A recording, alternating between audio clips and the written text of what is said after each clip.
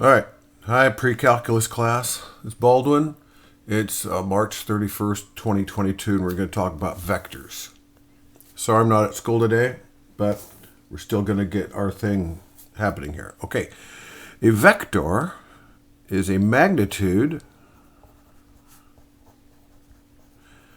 and a direction. It takes both to be a vector. So 80 miles an hour is a magnitude, but no direction. I'm going south is a direction, but no magnitude. Now, if I'm going 80 miles an hour to the south, then that's a magnitude and a direction. So that would be a vector. So if I'm going 40 miles an hour towards the northeast, that's a vector. If I'm going to go to an airport that is 42 miles towards the east, then I have a vector that I'm going to fly. If I just say that I'm going to fly east, it is not a vector. If I say I'm going to fly 32 miles, that is not a vector. But we have different ways of writing vectors. So here we go. Vector U could be written as 5, 3. That means that on the x-axis, I'm heading 5, and on the y-axis, I'm heading 3. So my vector would be like that. So that would be the vector 5, 3, and this is expressed in rectangular coordinates, so let's label that as such. Now, check this out. This is also the vector 5, 3. This is also the vector 5, 3. The vector 5, 3 has a magnitude and it has a direction. You can see how long it is and which way it's going. But we don't care where it's at. Well, we will, but a vector itself doesn't care where it's at. It's got a magnitude and a direction. That's that. So there are other ways to express a vector. In physics, a lot of times we'll go vector U equals 5i hat plus 3j hat, where I hat is the unit vector 1, 0, and j hat is the unit vector 0, 1. And so if I were to multiply that guy by 5 and multiply that guy by 3, I really do get that guy. Furthermore, vectors don't have to be restricted to two-dimensional space. I could have minus 7k hat. And there is no upper limit on how many dimensions your vector work can be done. So on planar work, it's 2 dimensions. On voluminous work, it's 3 dimensions. In other abstractions, it could be multiple dimensions. It could even be one-dimensional space. Fractals are the study of fractional dimensions. Blah. Alrighty, now, they can also be expressed in polar form. So I could have vector U could be, now it's not going to be the 5, 3, it's going to be something else. It could be an r theta. So for an example, vector U could be 32.7 pi over 6. Or if we were in degree mode, we can go vector U equals 18, 41.6 degrees. So there will be times where we are forced into degree work. For example, in navigation, we'll be forced into degree work.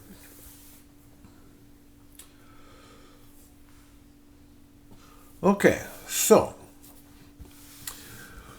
a vector is positive if it's going right, and negative if it's going left. It's positive if it's going up, and it's negative when it's going down. So we still have an up, down, right, left thing going on. And of course, that's true in even more dimensions than 2. But let's take a rock, let's let go of it, and because of gravity, it's going to go down. It's going to go down, and then down faster, and then down faster, and then down faster. So, as the rock falls, its speed increases. However, its velocity decreases because its velocity is negative. So it starts at 0 miles an hour, and then it's going negative 40 miles an hour, and then it's going negative 80 miles an hour, and then it's going negative 120 miles an hour. As you can see, a vector has a magnitude and a direction. And so the velocity is a vector. Speed is not. So a velocity vector is going to be a negative 40. That's a direction and a magnitude. Now, speed is going to be the absolute value of velocity. So the speed here is positive 40. The speed here is positive 80. So the speed is the magnitude, but the velocity is the magnitude and the direction. So if I'm going 80 miles an hour and I slam on the brakes and I come to a stop, my acceleration was a negative vector because my velocity was a positive vector, and then I slammed on the brakes and I accelerated backwards until I came to a stop. Now, in traffic, we call this decelerating, but it's actually accelerating in that direction. So the acceleration is a vector. It has a negative direction and some number of magnitude. Sorry for how blurry my camera gets and for the orientation, but you'll just have to suck it up and take it. Alrighty, so let's grab another. I'll just write upside down on this paper here. We can add vectors. So if I have vector u equals 4, 3, and vector v equals 5, 12, then here's my x, y coordinate system. If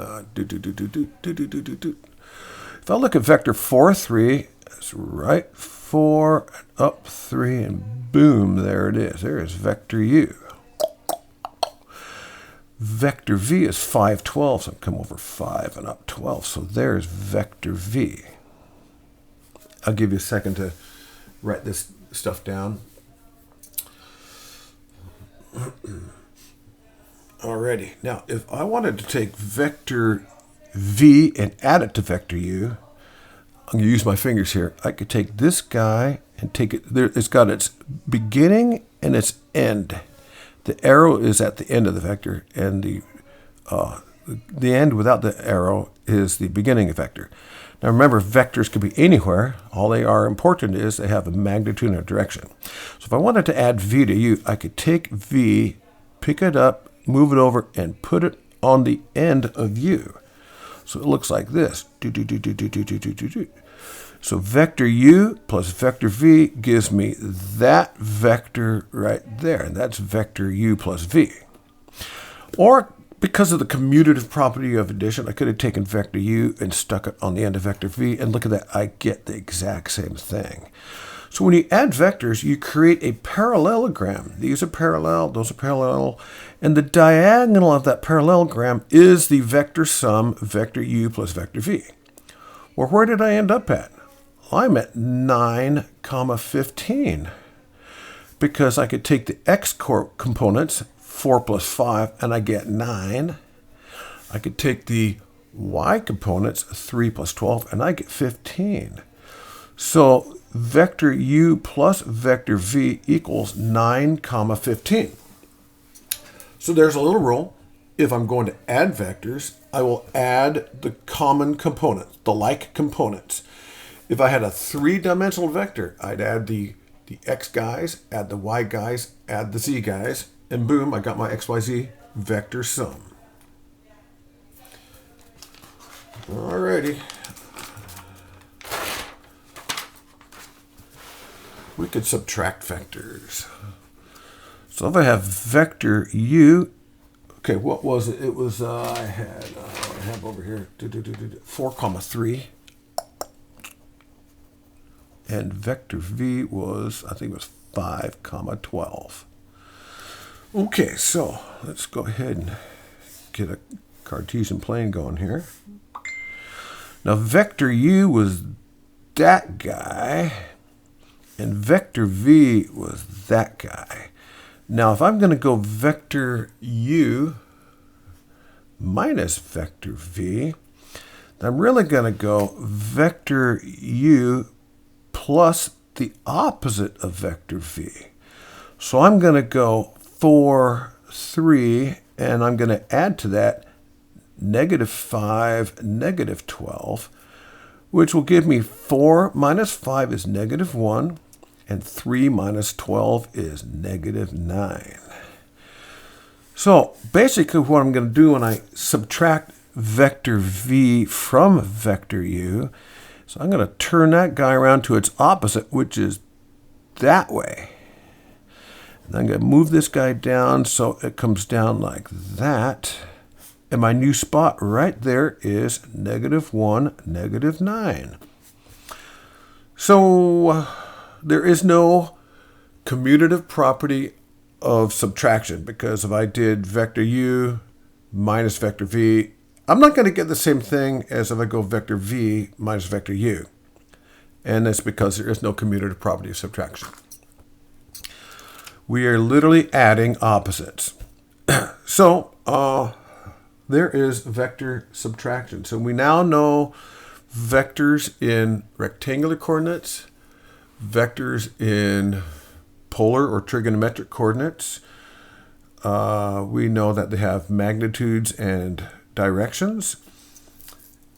We have the ability to add vectors, and we have the ability to subtract vectors. So that's where we're at right now. Let me look at the notes of what I wanted to take care of here. So,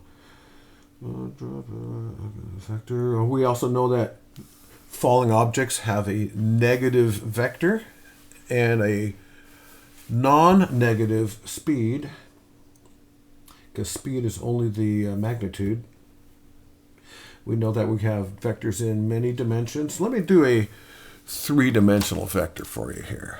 Let's go vector u equals 1, 3, 2. So we have, at first, what looks like a normal coordinate scheme, but here we go. We've got one coming out of the paper towards you, and it's the x.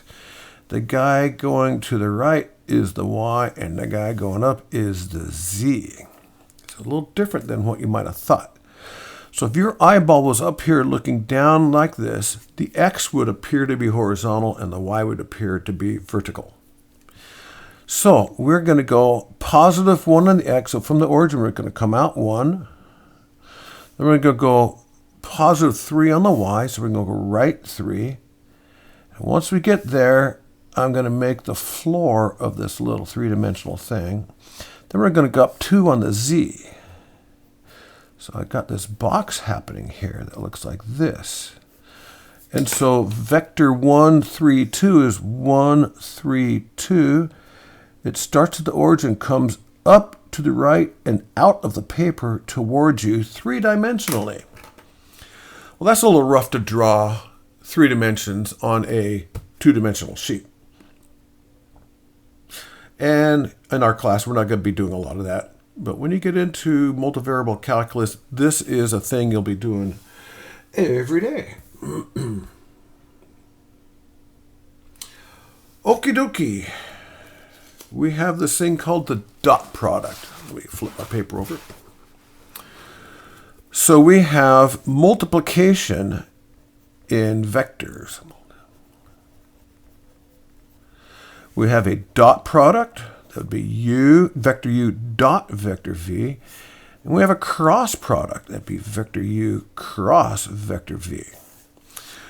We're going to save the cross product until after we've done matrices, and then we'll come back to vectors and finish that off. But we can do the dot product now. So here we go. Vector u equals, I'm going to do more than one dimension, or more than two dimensions here. Let's go 3, I had a comma before the number. How's that for weird? Let's just try that again. 3, 2, negative 1. That's a three-dimensional vector. And vector v will be 4, negative 1, 8. So to go vector u dot vector v will give us, we are going to multiply the x-coordinates. So 3 times 4 is 12. Okay, by the way, when you dot product, you don't get a vector. I'm sorry, I just kind of messed up on that. Let's do that again. Vector u dot vector v, we're going to multiply the x components. 3 times 4 is 12. Plus, we're going to multiply the y components. 2 times negative 1 is negative 2. Plus, we're going to multiply the z components. Negative 1 times 8 is negative 8. And so 12 minus 2 minus 8 is 2. So when we dot product vectors, we just get a number. We don't get a vector, we get a number. Call them scalars in vector arithmetic. A scalar would be a number in front of a vector. It's kind of like a coefficient. So 2 times the vector 3, negative 2 would be the vector 6, negative 4. So a number by itself in front of a vector, we call it a scalar. Whether you call a number all by itself without being in front of a vector, I don't know if I call that a scalar or not. I'll just call that the number 2. So let's go vector u equals 9, 7, and vector v equals 3, 5. Then vector u, let me move up here, sorry, dot vector v equals 9 times 3 plus 7 times 5 equals 62. So dot products are easy to do. Piece of cake, no problemo at all. We use dot products for stuff. One of them is finding the cosine of an angle between two vectors. So here we go. Doop, doop, doop, doop. Doop, doop, doop, doop, doop. X, Y, catch up to me, please. Yep, I get that on the screen. Focus, there we go. Okay, let's let vector u equal 1, 4. Let's let vector v equal 6, 5. So vector u is 1, 4.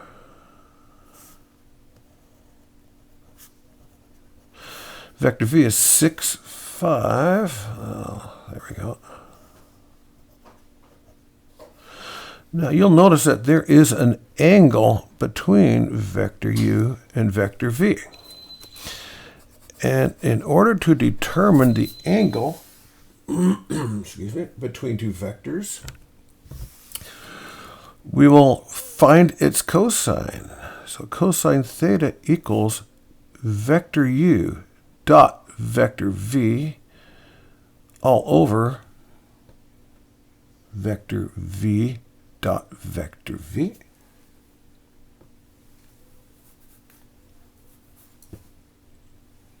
You know what? I just lied to you. I'm so awful. The magnitude,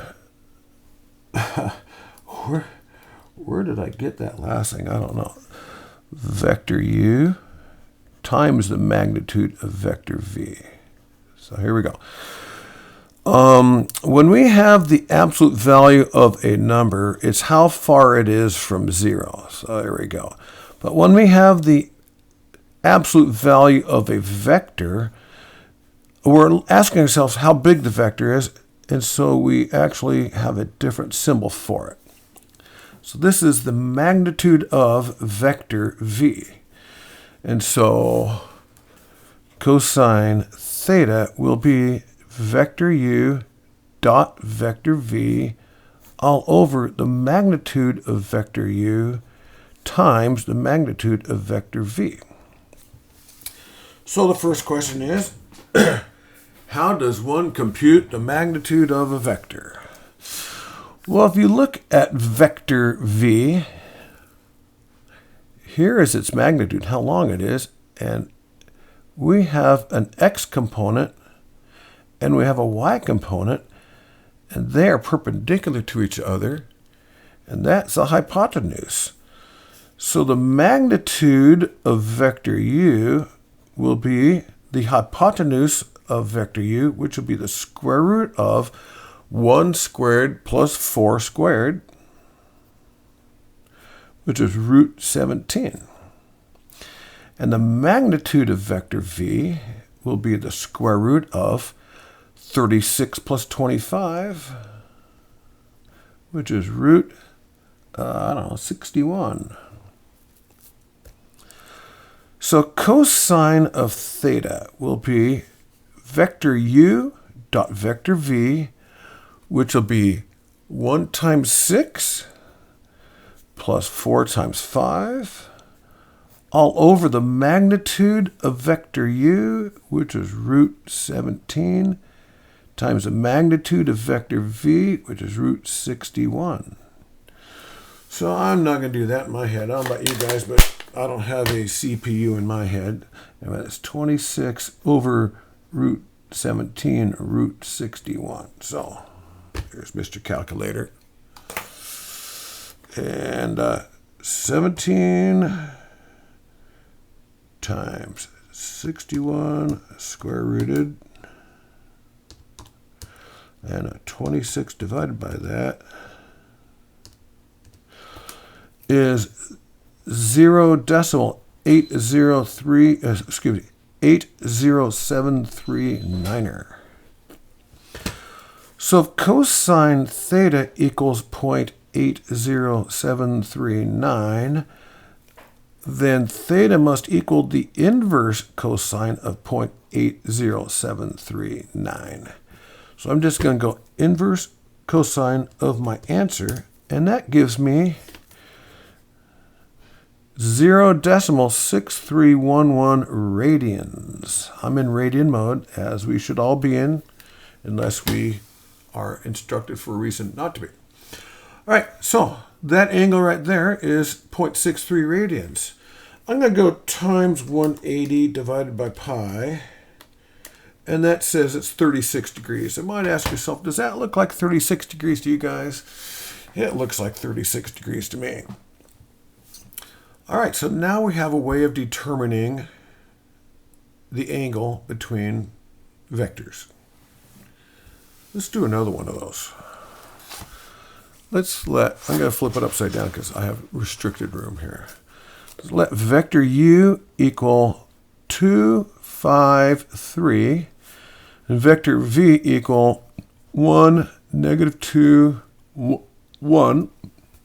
So it's a three-dimensional problem.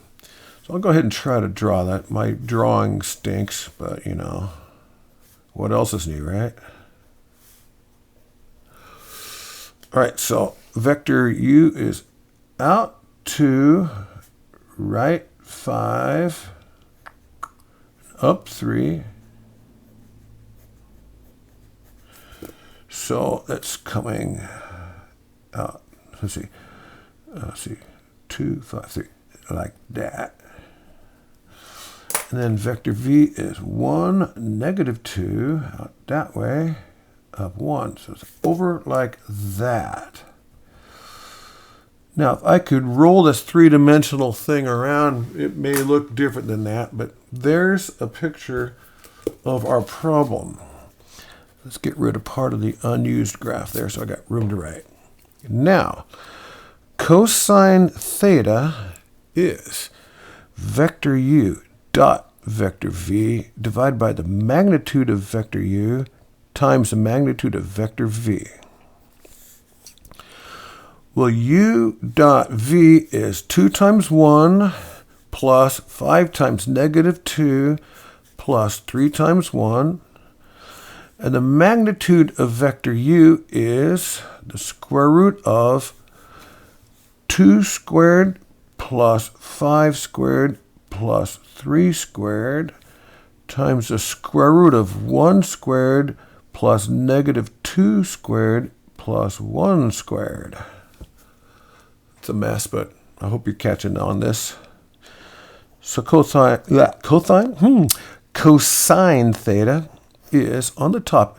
2 minus 10 is negative 8 plus 5 plus 3 is negative 5. Let's do that again. 2 times 10 is negative. 2 minus 10 is negative 8 plus 3 is negative 5. Downstairs, I've got 4 plus 25 is 29 plus 9 is 38. So I got 38. I got 4, 5, 6 so times 6, and then square root all of that. And that's going to be a 12.90615. So negative 5 divided by that is negative 0.3858. Now, we all know that the principal quadrants for inverse cosine is 1 and 2. If you have the inverse cosine of a positive number, it's a quadrant 1 angle, which is acute. And if you have the inverse cosine of a negative number, it's going to go to quadrant 2, which will be obtuse. So we know this is an obtuse angle. And you could tell by looking at that, it's most likely an obtuse angle. Anyway, theta will be the inverse cosine of negative 0.3858. I'm going to go to degrees this time just to be weird. So I got the inverse cosine of my answer is 112.7 degrees.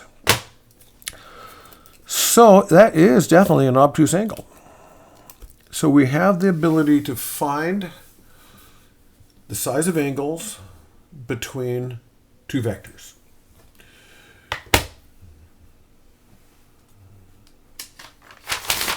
Of course, your job is to master everything we're doing today, right? Right. Alrighty.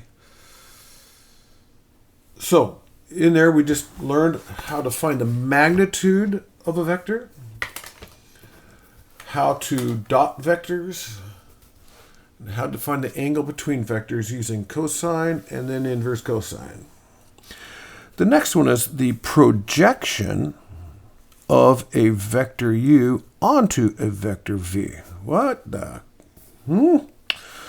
So here we go. If I got a vector u and I got a vector v, then the projection of vector u onto vector v would be if the sun was straight up above the floor here and it was casting a shadow down, right angle, then this vector right here, that dude, is the projection of vector u onto vector v. So it goes in the same direction as vector v, but its length is restricted by this perpendicular shadow. Now, if I had vector u going that way and vector v going, let's say, that way, then the projection of vector u onto vector v, I would have to extend it back here so I can project it down like that. So notice that the projection of vector u onto vector v goes in the opposite direction as what vector v was. No big deal. It's just the way it is. So the projection, let's get out on the screen here, the projection of vector u onto vector v is vector u dot vector v all over vector v dot vector v time, which this will give you a number, and you'll multiply that by vector v. So this will be a scalar times a vector. This denominator down here is probably easier put if you did it this way. Vector u dot vector v all over the magnitude of vector v squared times vector v. Okay, so let's do one, and you can see this really does work. So here's my coordinate axis system. Let's let vector u, I'm going to sneeze, so if I do, I apologize. Let's let vector u equal 3, 7, hang on. Dog! It's always fun to sneeze on a YouTube video. Vector v equals, let's go with 12, 2. All right. So vector u is 3, 7. It's going to be like that. U. Vector v is 12, 2. It's way over like that. There's vector v. Now I claim that vector u projected onto vector v will be this little dude right there. So it looks like it's going to be something like, I don't know, a little, maybe around 3, around 3/4, something like that. So at least we have an idea of what it ought to be. Here we go. The projection.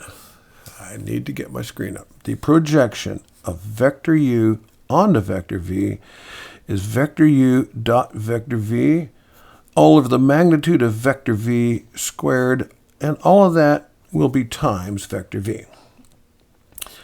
So we need vector u dot vector v first, which will be 3 times 12 plus 7 times 2 is 50. And then the magnitude of vector v is the square root of 12 squared plus 2 squared. And then the magnitude of vector v squared will be that squared. So check it out. If I square root and squared, all I really need to do is take to find the magnitude of a vector and square it. All I need to do is take that guy squared and add it to that guy squared. I get 148. So the magnitude of vector v is the square root of 148, but the magnitude of vector v squared is 148. So here we go. I have u dot v, which was 50, over the magnitude of vector v squared, which was 148, and that will be multiplied by vector v, which is 12, 2. All right, so here we go. 50 divided by 148 is 0.3378. So we got 0.3378 times the vector 12, 2, which gives us the vector 4.05, comma,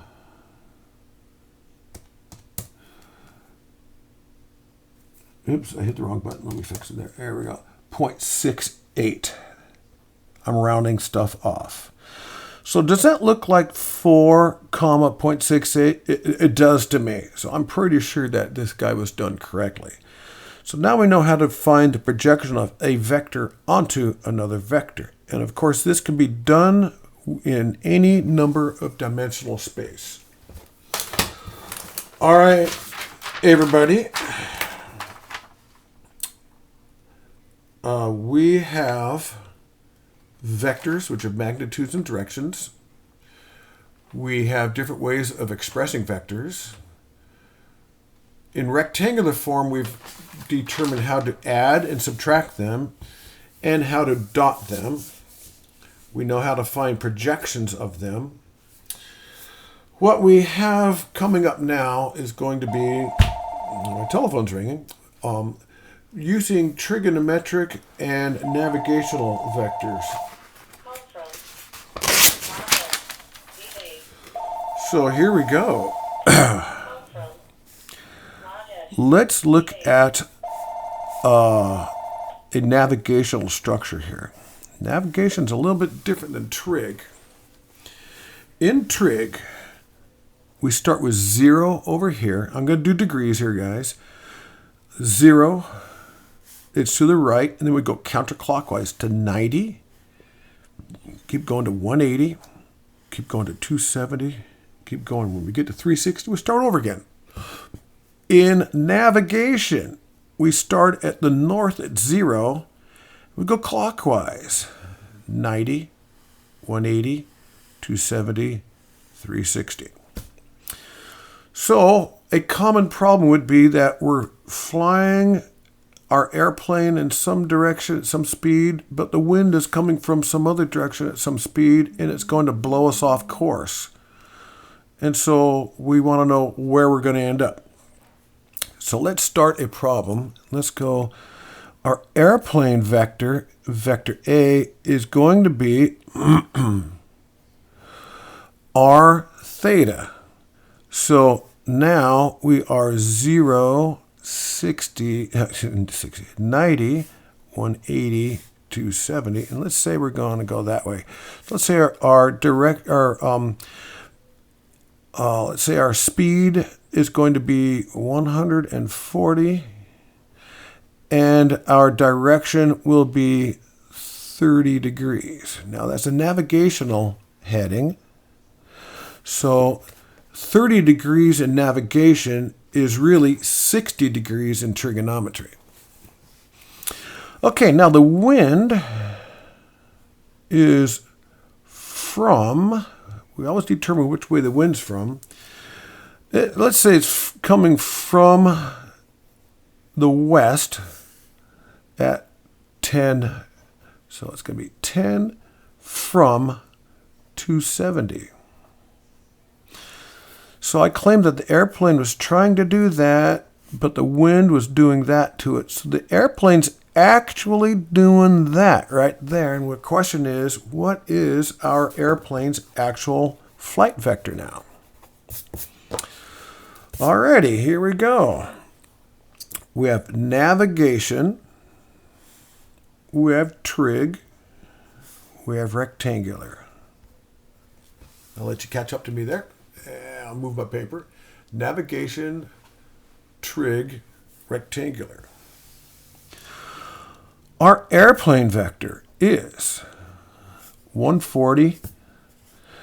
We can call that miles per hour, but we're eventually going to refer to those as knots, which is a nautical mile per hour. And the direction is navigational 30.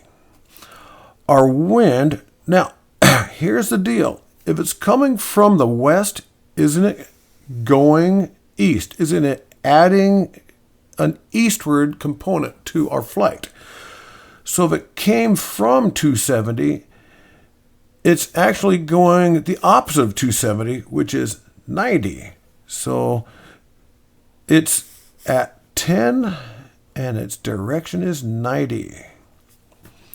So even though the wind is blowing from 270, it's moving the airplane towards 90. So you have to make sure that you know the difference between a from and a to.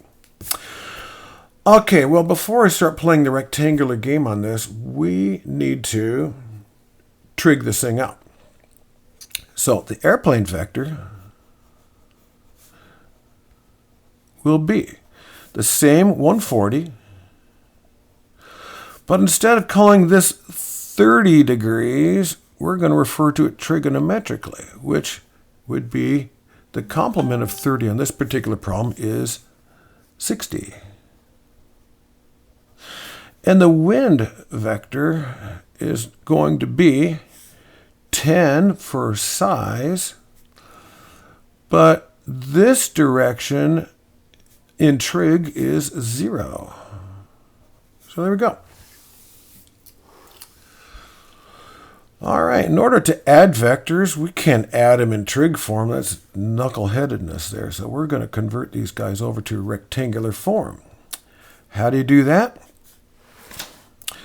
Well, x equals r cosine theta. We've been there before. And y equals r sine theta. So that is the age-old conversion that we've been using to convert from r theta into xy. So here we go. Our airplane vector will be r cosine theta, comma, r sine theta. Now, I got degrees going on, so let's check my mode. It is in degree mode. So I got 140 cosine 60 is 70, comma, and 140 sine 60 is 121.2. So there's our airplane vector in xy. Our wind vector in xy is 10 cosine 0, which is 10, comma, 10 sine 0, which is 0. Alrighty, we can now add the vectors. 70 plus 10 is, okay, we're going to call this the heading vector. 70 plus 10 is 80. 121.2 plus 0 is 121.2. So there is our XY heading. Well, let's convert that back to trig. So to convert XY into trig, R is the square root of x squared plus y squared, and theta is the inverse tan of y over x plus 180 if x is negative, because in quadrant 2 and 3, our inverse tan is off by 180 degrees. Alrighty, so here we go. Our R will be the square root of 80 squared plus 121.2 squared. That's the hypotenuse. Alrighty, well, 80 squared plus 121.2 squared. Now you keep that right. And then square rooted is 145.2. And that is how fast we're flying along the ground. Our theta is going to be the inverse tan of 121.2 over 80. So inverse tan of 121.2 over 80 is 56.6 degrees. All right, well, these are trigonometric. We need to turn it into navigation. Now the size, okay, our heading vector will be, let's get that over there, we go. Our heading vector will be, the magnitude still 145.2, I'm going to write that as 145, comma.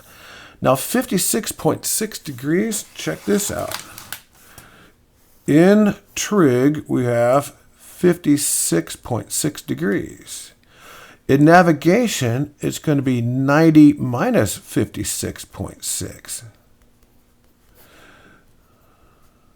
which is something like 33.4. So 33.4 degrees. So 3. Now let's check our work. Our original airplane was going 140. Can you see its vector should be longer? Is 145 longer than 140? Yeah, so that sounds good. And our original angle was 30 degrees, and so this new angle should be more than 30. Is our new angle more than 30? Yes, it is. So it looks to me like this was done correctly. So one more wrap up. We have our navigational conditions. We convert them to trigonometry. We convert them to rectangular coordinates, at which time we can add them, and then convert them back to trigonometry, and then convert them back to navigation. That was a lot to do in one day. You've got a book. In the book is a section following the law of sines, law of cosines. I don't know what chapter we're in. Is it 6 or something like that? Yeah, I think so. I think 6.1 was law of sines, 6.2 was law of cosines. 6.3 is vectors and dot products. So I don't know what's in the book, but everything we just did there, master it.